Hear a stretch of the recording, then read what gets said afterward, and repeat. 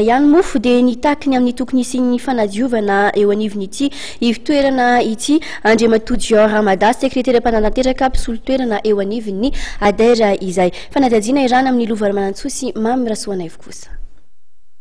Mitaky ny risoana amin'ny fanadiovana ao anivon'ny ivitoerana amin'ny sanany fampandrosoana sy ny famatsiana herinaratra any anivon'ny tontolo ambanivohitra na ADER Andriamatoa Dior Ramada sekretera mpananateraka mpisolo-toerana ao anivon'ny ADER. Ny antsony Bianco sy ny tompon'andraikitra maefa ihany koa ity mpikambana ao anivon'ny atoko monima ity anaraka akaiky ny olana menjady ity ivitoerana ADER ity.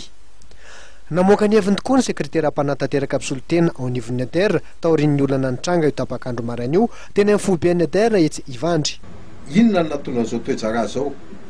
Nisy ny aseho teo aloha izay efa tampotra mandat dia ny abrogena par décret prise en conseil de ministre.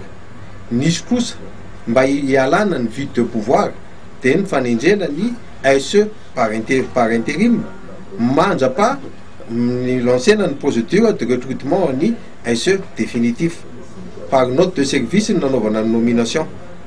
Nisy ny passation de service en date du 6 juin ny fanaovana entre ny SE teo aloha sy ny SE vaovao. Nisy l'audit de passation.